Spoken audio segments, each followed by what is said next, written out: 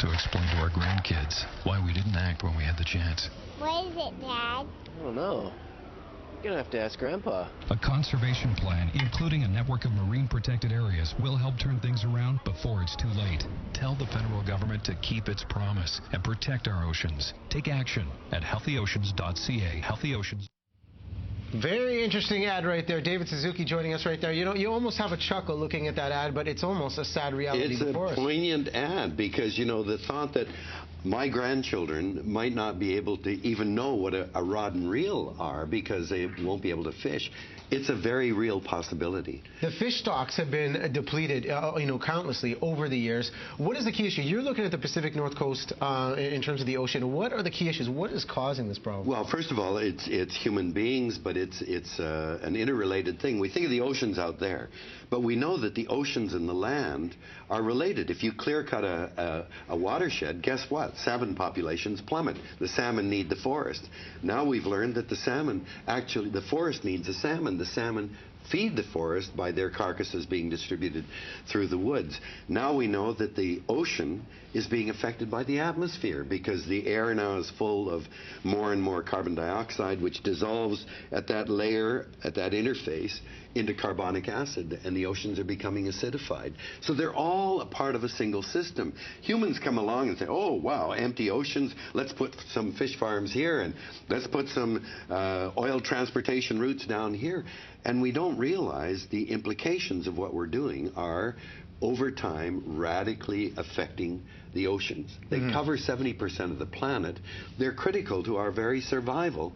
British Columbia is a province heavily dependent on the oceans, and we don't even have an oceans policy. The federal government said in 1996, Oceans Act, we're going to protect the oceans. Didn't do anything. By 2002, okay, ocean strategy, and didn't do anything. Now we've got an oceans action plan, and nothing's being done. We need to protect areas. We know that marine protected areas where you stop any fishing or use of that ocean, leave it be, very, very effective. They become areas where the fish return and become nurseries to provide fish for other areas. We protect less than 0.5% of our coastline in Canada. And this is so shocking, looking at that act that comes out 13 years ago. I mean, obviously there's commercial and industrial activities that, are depleting the fish stocks, but it's almost at a point, whether it was global warming or any of these or environmental issues, that you have to see the true consequence. So we know that, the stocks are depleting. What is the ultimate consequence if this trend continues for us and our communities? Well, can you imagine, first of all, the First Nations? These are fish people. Their whole culture and existence is dependent on the abundance of the oceans, the return of the salmon to through their villages. They're the ones that are most heavily impacted. The whole way of life goes out the window. But if we think that the fish and what happens to our fish stocks isn't ultimately an indication of what could happen to us, our existence depends on healthy oceans, healthy forests. All these things are critical to our own survival. And of course, overarching all of this is the impact of climate and what we're doing about it. And now we're seeing that it's affecting the oceans as well.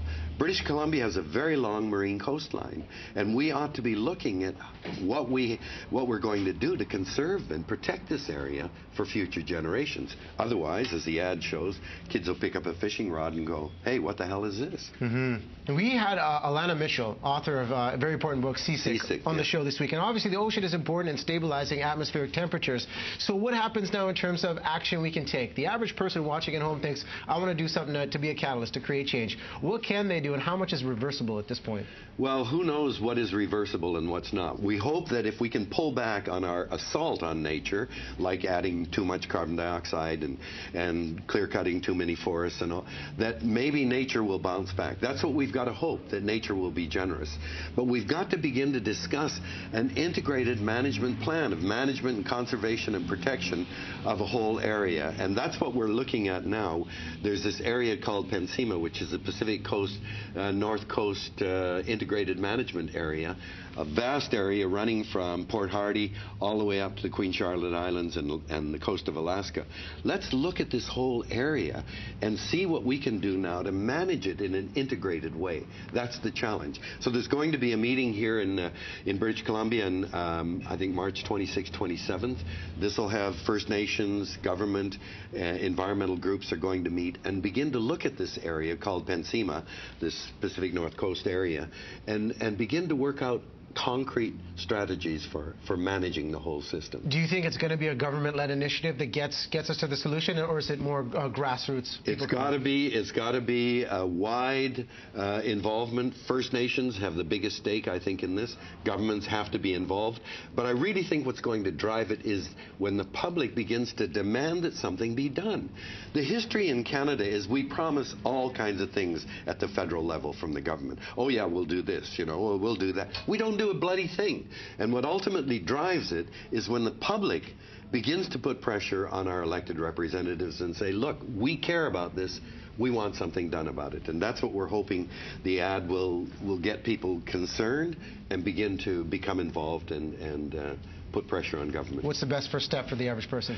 Well, I think inform yourself. You know, go to our website, davidsuzuki.org. Look at the information there about read Seasick.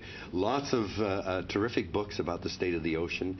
If you care about the ocean, then I think you have no choice but to get involved. A lot of good insights, David. Thank you so much for coming on. Thanks for having all me. kinds of resources. Healthyoceans.ca is a website you can go to find out more about this initiative. And, of course, breakfasttelevision.ca will have more information about this entire topic. David, pleasure meeting you.